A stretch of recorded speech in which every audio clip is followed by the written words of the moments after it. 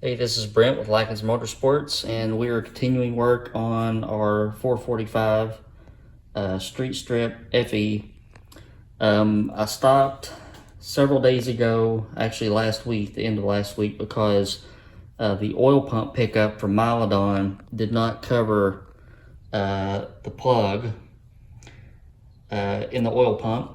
And it turns out that I sent that one back and grabbed another one, and it was the same way. So I called Milodon on Monday and let them know that they had an issue, and then went ahead and ordered a custom pickup from Cavico.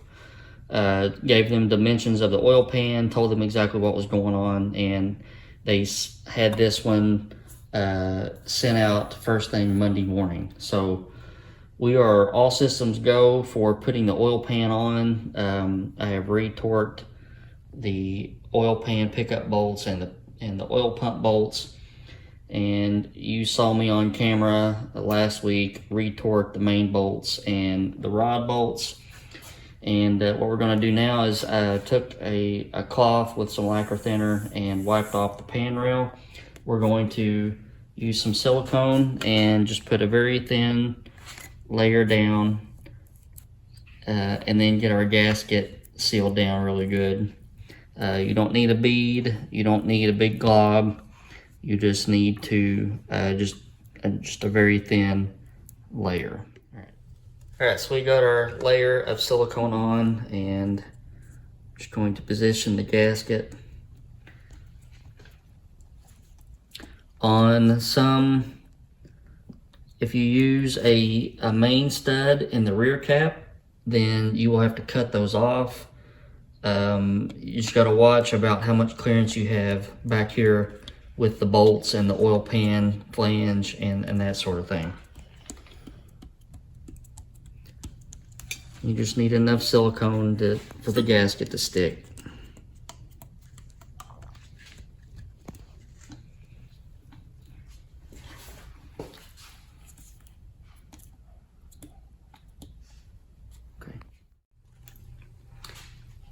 Then we're going to go back with another thin layer on top of the gasket, in between the gasket and the oil pan. Same deal, you don't want no big globs or anything, no beads, just a smooth layer.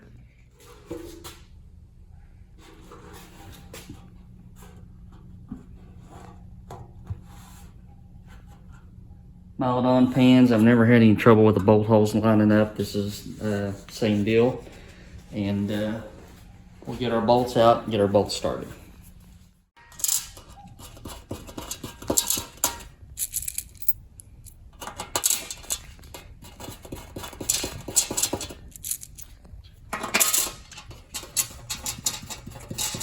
Okay. Alright, you don't have to dynamite these bolts at all. Just snug them down. If you put any more, if you tighten them too tight, it wants to squish the gasket out, and we don't want that. So just a little bit of snug.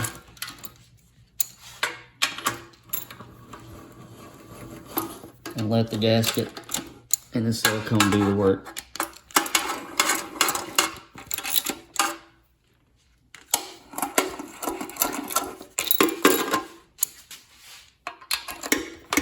Obviously, you can do this however you want.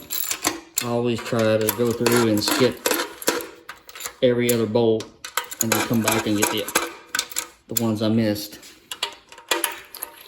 Just a matter of habit, I guess. Alright, that's enough. So when you're done, it should look like this. Just a nice, smooth gasket. You can use the black gasket or the cork. I kind of like the cork. But you shouldn't have any silicone squished out, and the gasket should not be squished out. Just a very clean installation. Okay, for this engine we're going to be using the BAM lifters, and these are pressure fed oiling.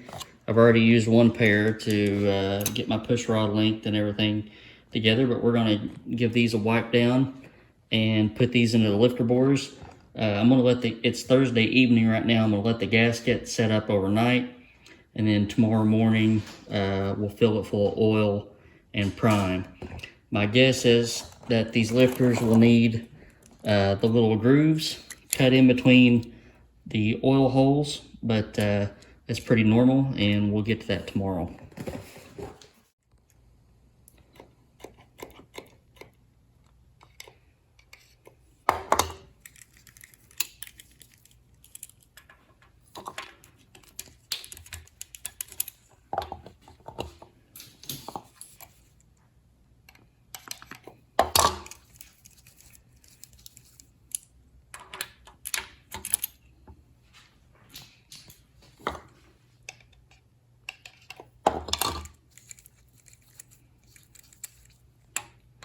You don't have to go crazy lubing these up. When you prime the oil pump, it'll oil them up pretty good.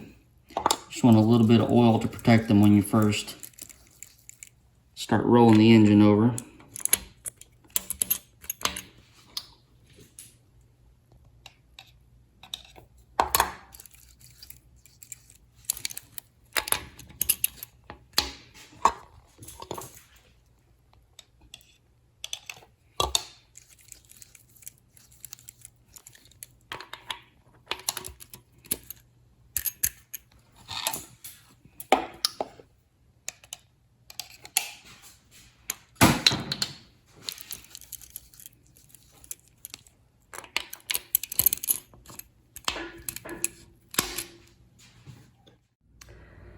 All right, if you had a sharp eye, you've seen that I had to trim this standpipe off, but we got clearance now. And it's just a waiting game. We're gonna wait overnight, and then we'll put some oil in it tomorrow morning. Okay, so it is the next morning, and I've got a snoot full of Valvoline VR1 10W30 non-synthetic in the oil pan. So this is a 7-quart pan, and you add 1 for the filter, so 8-quart total system capacity. And we're gonna prime the oil pump, and you should always prime the oil pump. If you don't, for one, your engine will start without oil pressure, and it could possibly run for seconds without oil pressure on the first startup, which is not good. The second reason for doing it, and I always do it on the engine stand, is so that you can find issues before the intake goes on, before everything is buttoned up. And I have found a lot of issues over the years. Lifters that didn't have metering discs in them, lifters that wouldn't oil, just a lot of things. And you would never know that if you just put the engine together, stuck it in the car, turned the key, and you damage a lot of things before you figured out what was going on. So we've got 8 quarts of Valvoline in this, and I'm going to put my gauge on oil filter adapter.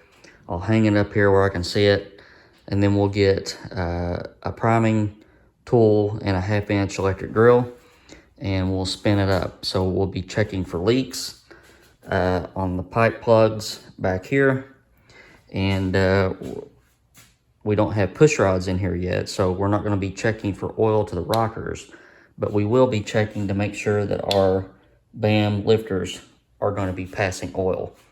If they don't, then we'll have to modify those, and if it comes down to that, I'll show you how to do it.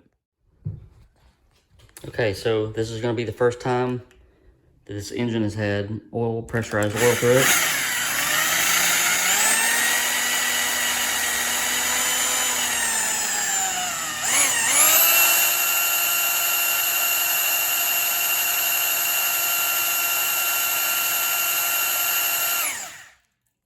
So we got 80 pounds on the gauge. I'm gonna look around for leaks. Don't see anything. So the whole oil system is pressurized at this point. And if we had our push rods in, we'd be checking to see if we're getting oil to each rocker arm. for right now, we're going to check and see if our band lifters are oiling.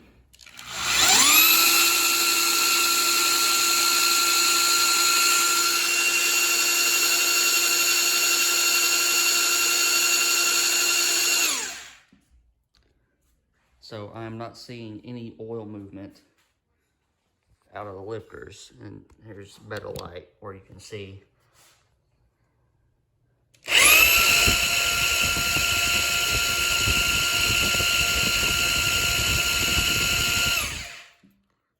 So what you're seeing here is just lifter bore clearance and oil coming around. We're not seeing anything coming out of where the push rods sit.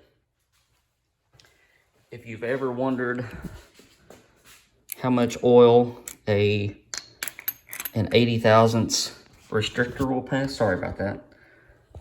Watch this. So it passes a lot and it gets aerated really quick because there's nothing to hold pressure back on it. So with that lifter out, look and see, this is, it seems like a gush, but look how much oil pressure we're still holding.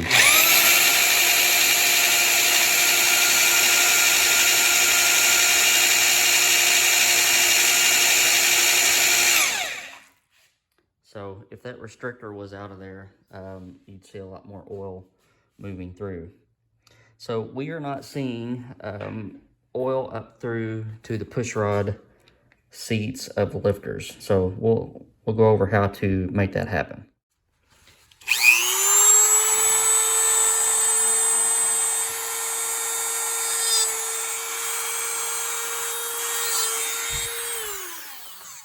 That's all that's needed. Okay, so now we have our oil slots grooved. Now watch, see how much oil we get. So we have instantly enough oil movement, and it just has to be done to one side, and we can push oil up through our push rods now. All right, so that was a major building step accomplished, and something that has to be done before you put the intake manifold on, especially before you start the engine for the first time. We are waiting on Smith Brothers to send us the remaining 15 push rods. I had them make some special push rods for me so I could have enough clearance at the rocker arm end without having to grind on anything. If you notice on the right side of your screen, it's a 3/8 tubing diameter, and it slowly tapers down to a 5/16 on the left side. So that gives us plenty of room at the rocker arm body. So our intake's being cut, push rods are on the way. We are literally just several hours away from having a completed engine.